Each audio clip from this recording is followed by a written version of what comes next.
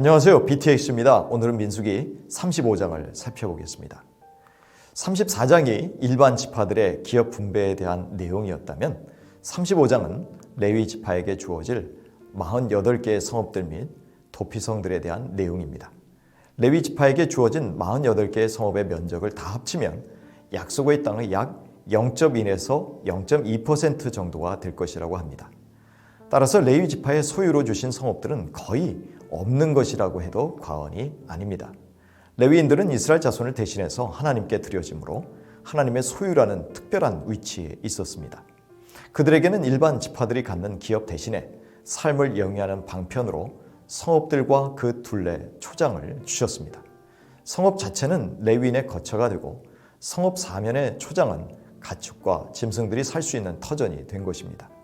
4절은 초장의 크기가 성벽에서부터 밖으로 사방 1000규빗이라고 말하지만 5절에서는 성을 중앙에 두고 성박 2000규빗이라고 말하고 있습니다. 70인경은 4절도 2000규빗이라고 번역했습니다. 그러면 이 차이를 어떻게 설명할 수 있습니까? 4절이 실제 레위 성읍의 벽으로부터 각 방향으로 초장의 외곽 경계선까지의 거리를 표기한 것이고 5절은 마치 원의 중심과 같이 가상적인 점을 중심으로 동서남북 각 방향의 변의 길이를 재어 2000규빗이라고 볼 수 있습니다. 레위 지파의 48개의 성읍 중에서 6개는 도피성입니다. 요단 동편과 서편에 각각 3개씩 설치하게 됩니다. 이 성읍에도 역시 초장이 포함됩니다. 레위 지파의 성읍의 숫자는 이스라엘 지파가 각기 받은 기업의 많고 적음에 비례해야 했습니다. 그러나 이 원칙은 잘 지켜지지 않았습니다. 이어서 6개의 도피성은 우발적 살인자의 도피처로 주어졌는데요. 살인으로 흘려진 피가 약속의 땅을 더럽히지 못하게 할 목적이었습니다. 즉 이스라엘의 죄를 막고 이스라엘을 보존하는 역할을 하고 있는 것입니다. 도피성은 본의 아니게 살인을 저지른 자가 공평한 재판을 받기 전까지 복수하려는 자에게서 피할 수 있는 곳입니다. 여기에는 이스라엘 자손뿐만 아니라 타국인, 거류하는 자들도 해당됩니다. 10절에서 정말로 너희는 요단강을 건너 가나안 땅에 들어가고 있다라는 표현을 쓰고 있습니다. 곧 가나안 땅에 들어갈 것이 확실하기 때문에 반드시 이 규례를 명심하라는 말씀입니다. 그러나 의도성, 고의성이 있는 살인의 경우는 반드시 죽임을 당해야 했습니다. 예를 들자면 살인자의 도구가 철 연장, 죽일 만한 돌, 죽일 만한 나무 연장이라면 살인에 고의성이 있다고 판단되었습니다. 또한 밀침, 무엇을 던짐, 손으로 침의 행위가 미움과 고의성에 근거한 것이라면 이들은 반드시 죽임을 당해야만 했습니다.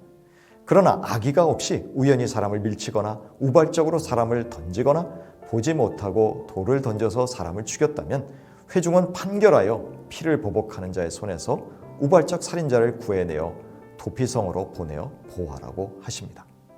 회중의 판결에 의해서 도피성에 거주하게 된 우발적 살인자는 대제사장이 죽기까지 도피성에 거주하게 됩니다.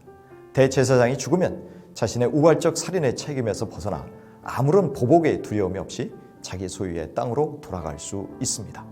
그러나 도피성에만 머물러야 할 우발적 살인자가 대제사장이 죽기 전에 도피성 밖에 나가게 되면 복수자의 손에 죽는 것이 허용됩니다.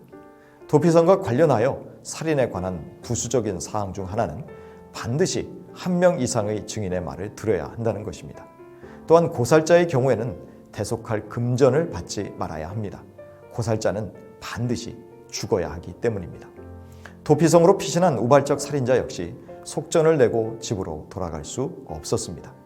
이처럼 고의적인 살인을 통해 땅에 흘려진 피는 땅을 더럽힙니다. 이것은 이스라엘 백성과 함께 거하시는 하나님의 거룩성을 침해하게 됩니다. 그러므로 고살자는 반드시 죽여 피를 흘림으로 그 땅을 속해야 했습니다.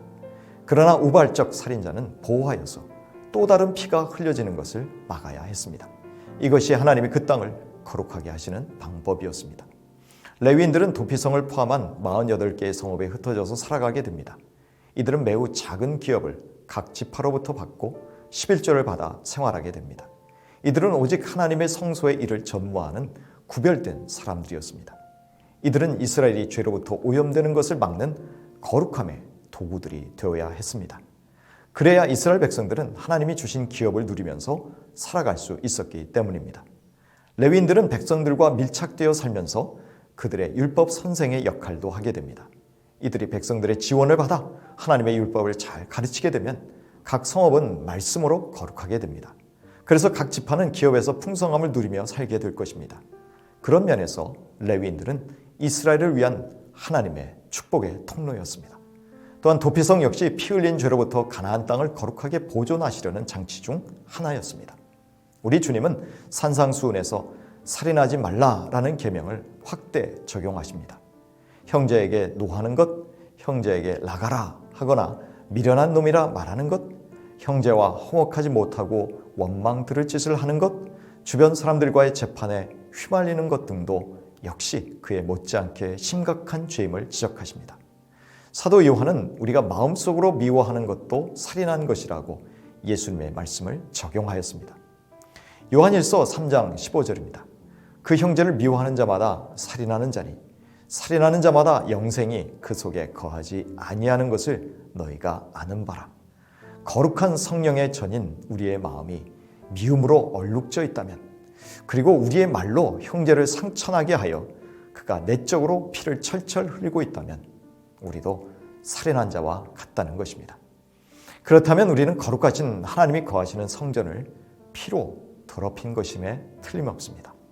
그 결과로 성전된 우리가 하나님과의 친밀한 교제로부터 단절될 수 있음을 알아야 합니다. 우리 모두 용서와 사랑과 화목으로 하나님이 주신 기업을 거룩한 곳으로 가꾸어 가실 수 있게 되기를 축복합니다.